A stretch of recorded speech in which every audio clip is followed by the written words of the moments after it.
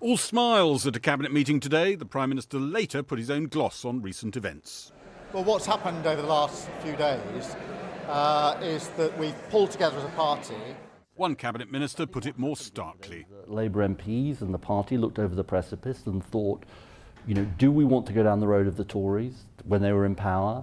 Chaotic, disorderly leadership contests. There was no sign in Holyrood of Anna Turley, the leader of Scottish Labour, who led the failed attempt to depose Keir Starmer. But his deputy said she agreed with everything he'd said. What Anna Turley did yesterday, and he was right to do, is put Scotland's interests first. That's what matters to us. That's what will matter in the elections on the 7th of May. But it's a field coup. Was there a plan behind this, or was it just a howl in the dark? The plan, some thought, had been for Anna Turley to criticise the UK government, but not call for Keir Starmer to go. Wes Streeting was amongst those who'd thought that was the limits of what Anna Turley was going to do. Taken by surprise, Wes Streeting decided now was not the time to mount a challenge. A big factor that held him back, Number 10 told him Keir Starmer would not just quit the job, but would stand against any challenger. Visiting a community centre in Hertfordshire, Keir Starmer reprised his speech from last night, spelling that out. There are some people in recent days who say the Labour government should have a different fight, a fight with itself, instead of a fight for the millions of people who need us to fight for them.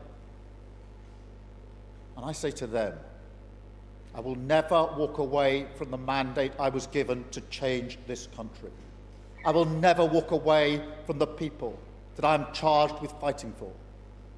And I will never walk away from the country that I love. Many who cheered him on when he delivered those words last night in Westminster were from the soft left of the party. One of their most prominent members, Andy Burnham, banned from running for Parliament by Keir Starmer's allies, said the Prime Minister should promote the left if he wants to stabilise his position. Stability comes from greater unity, and that would be helped by a more inclusive way of running the party. But recent events makes that now feel possible. In the eyes of some, Keir Starmer's spent 18 months in power turning to his right, and he's now under pressure to reject the Blairite policies and approach and turn to his left. Things do need to change. And Keir said that last night.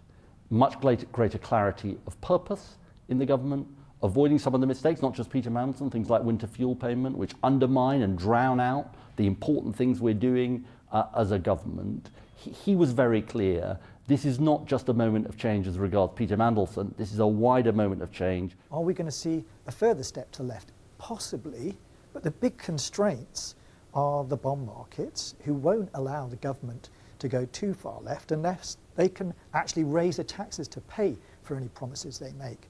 And raising taxes is not hugely popular. So he's boxed in on all sides. So I think the ability to move to the left is probably quite small, but we'll see in the coming days and months.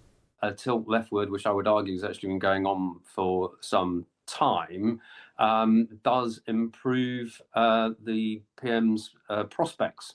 But I think, as I say, Keir Starmer was elected saying that he had changed the party and he wanted to change the country. If the party's now saying it's changed back, that doesn't speak too well to their future electoral prospects. I, Matthew, Lord Doyle.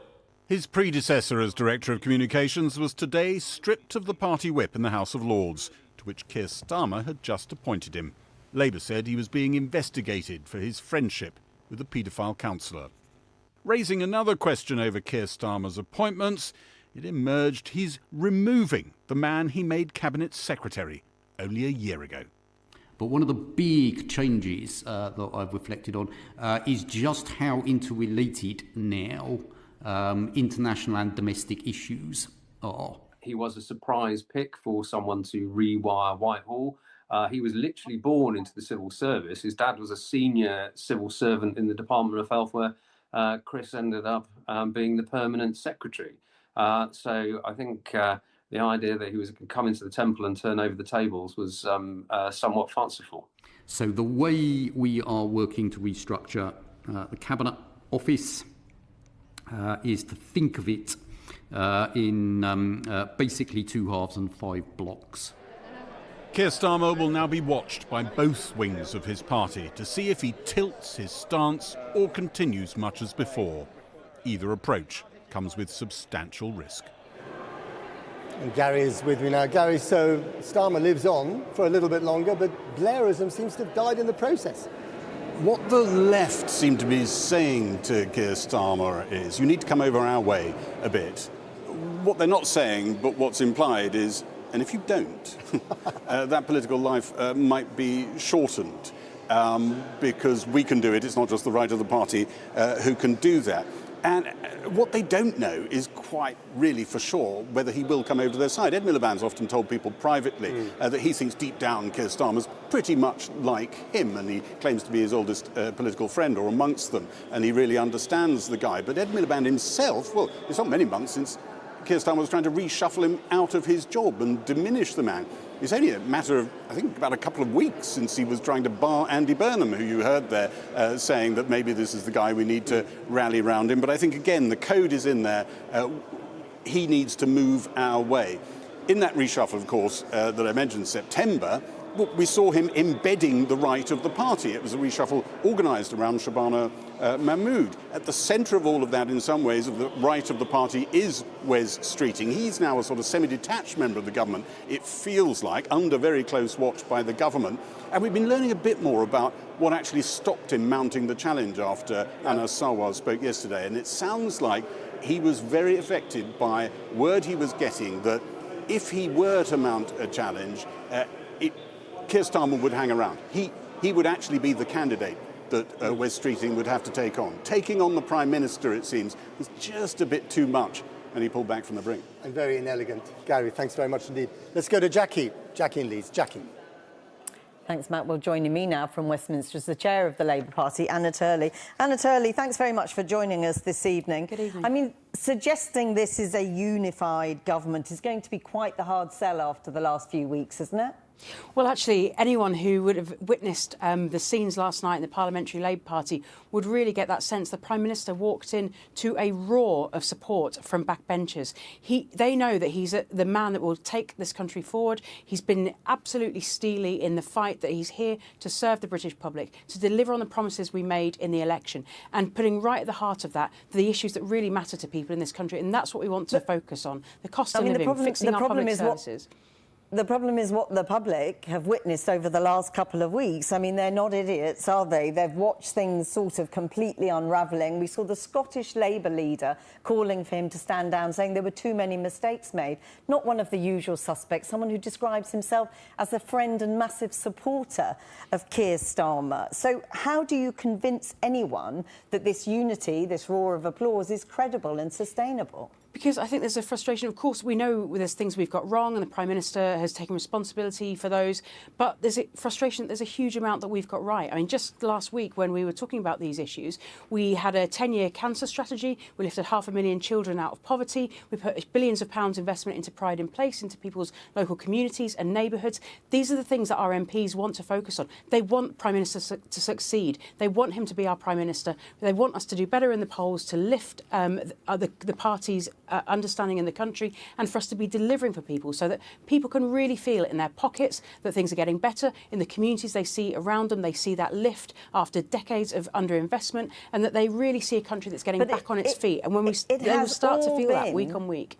It has all been subsumed by the chaos. You know, Labour promised change, it promised no psychodrama, and that's exactly what's happened. He's lost his chief of staff, his head of communication, the cabinet secretary is expected to go. You have many of your female colleagues utterly appalled by the decisions he made over Mandelson.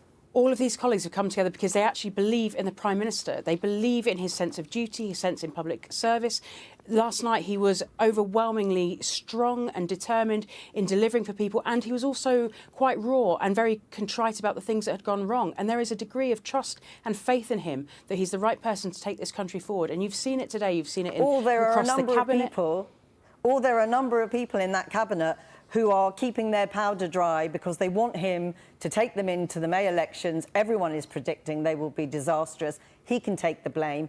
and then they'll make the move. I mean, that's a pretty honest assessment from a lot of people, isn't it? Politics is always full of schemers, it's always full of ambition, it's always full of hubris, and I warn any colleague who thinks that to also look at history and how littered it is with people with that level of ambition. What I heard in the Cabinet table today was full-throated support from the Prime Minister, from every single person, everyone willing him to succeed, everyone wanting us to deliver for the British people on the mandate that we were elected on just 18 months ago. We all wake up every morning with our constituents at the forefront of our mind, and that is who we're here to deliver for.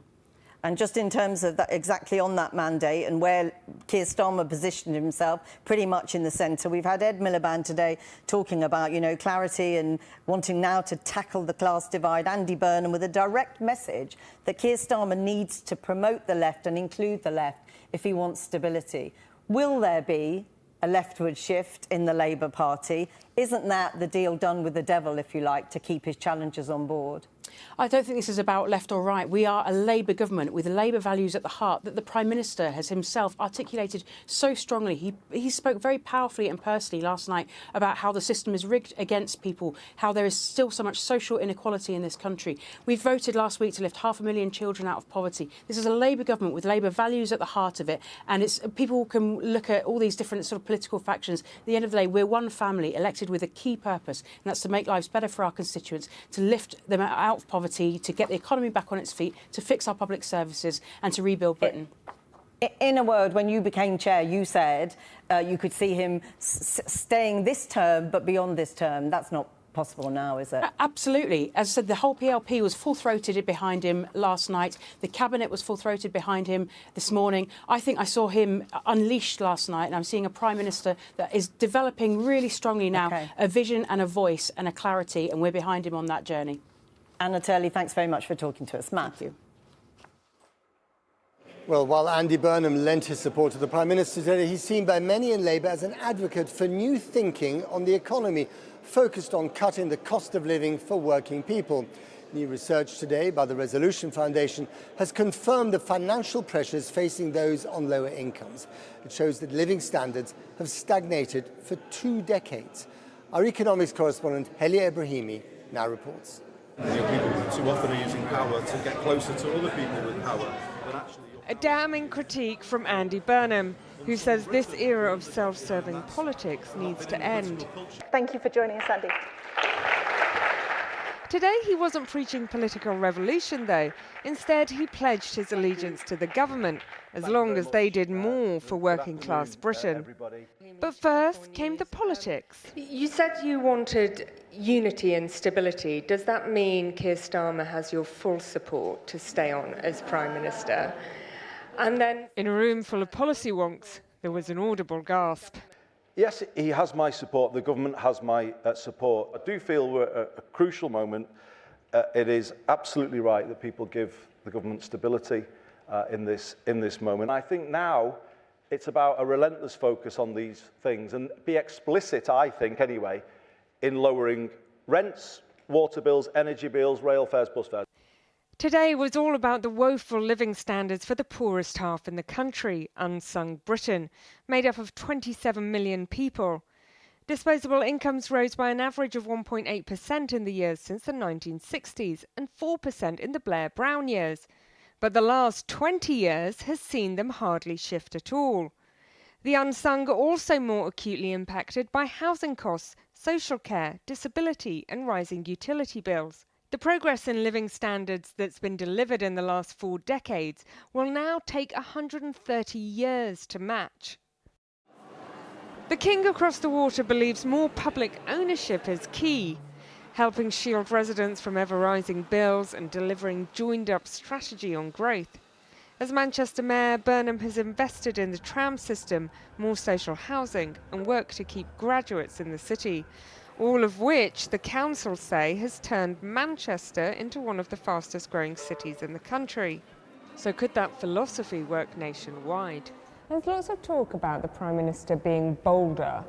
What are the bolder choices he should make in order to change the lives of unsung Britons? So I think he could make much bolder choices on economic growth. There are more things he could do on trade policy, on housing. All of that boldness comes from understanding how deep the UK's problems are and therefore how radical we need to be in fixing them. Do we need to be more radical? Yes, we could, for example, have greater carers' rights. We could have greater rights to return after a period of ill health. That's the sort of revolution we've seen in the last 2 decades for women in the labour market who want to work and be a mother. We need the same revolution for other caring responsibilities. Think tanks have set out the need for radical policies countless times before, and many a government has paid them only lip service. Now, many in Labour think that has to change. Well, with me now here in Central Lobby is the Labour MP Andy MacDonald and Harry Cross from the Tories. Thanks very much for both of you for coming in. You were there yesterday. The Prime Minister appeared, roaring applause, standing ovation. Did you applaud for him, Andy? I always applaud the Prime Minister when he addresses the BLP. Did you mean it this time? Did you mean it? Yeah, because he actually put up a good performance. He took the Mandelson issue on head on, and he did actually listen to people's pleas for a changing culture and a listening to a broader swathe of opinion from our coalition, which is the Labour Party. But a good performance, he obviously needed to mount it last night, and he did, but a good performance doesn't really amount to a vision for governing the country or a recipe for continuing with his mandate, does it? Well, that's why there needs to be a laser-like focus on lifting people's living standards. There's been so much good work done in that space by this Labour government ever since we got in, and we announced the lifting of the 2-child cap, amongst other things, so child poverty in our sights. But we've got to do more of that and be more sure-footed, because some of the things we've got wrong and our missteps and having to return on things hasn't served us well. There's lots of good things that this Labour government has done. We've got to do more, but we've got to listen to people from within the movement, because they're being put to one side and say your voices don't matter. They do matter. Harold Cross, in the last decade we've had 6 Prime Ministers. 5 of them have been Tories. You must be delighted that the Labour Party has learnt your lesson. We're not delighted at all the state that the Labour Party is in, and therefore the state that the country is in. What we've seen in the last week, but also before that in the last 18 months, has been nothing but disastrous for people and businesses across the country. And this episode is just the latest example of this government not understanding what the British people need, not having the right decisions, the right answers, or the right morals in order to bring us forward. But they have spared us the psychodrama of another Prime Minister, which is something that we got rather used to under the Tories. We've seen nothing but a psychodrama from Labour this last week. We've had people briefing against each other. We've had people marching up the hill and back down again. We've had the Prime Minister with his back against the wall, focusing on saving himself rather than focusing on anything else. What we've seen in this last week from Labour has been nothing but a disaster, and it's of their own making. That's the point, isn't it, worth taking on? Andy MacDonald. Well, look at what we've done. We've introduced the Employment Rights Act, the biggest transformation in workers' rights and protections in a generation, which will be transformative of people's lived experience. We're piling tens of millions of pounds into places that have been left behind. My constituency will benefit for £40 million in the Pride in Place programme. That is going to be beneficial. That's giving us our sign. That's our narrative to uplift people in their daily lives, and that's what we should be focusing on. But we're not hearing that from the Prime Minister yet, are we? He tries to say this again and again, and it falls on deaf ears, or it's just not convincing enough. Well, let's work harder at it then and do more of it, because that's the way we transform people's lives. We want to see their lived experience. We want to see them being able to manage their bills better, opposite food, energy, water. What a ridiculous situation where water companies are extracting these dividends. Let's take on those things. Let's be bold in the offer that we're making to the British people. It's often said that the Labour Party at the moment, certainly the Prime Minister, doesn't really have a vision for how to govern. What's your vision?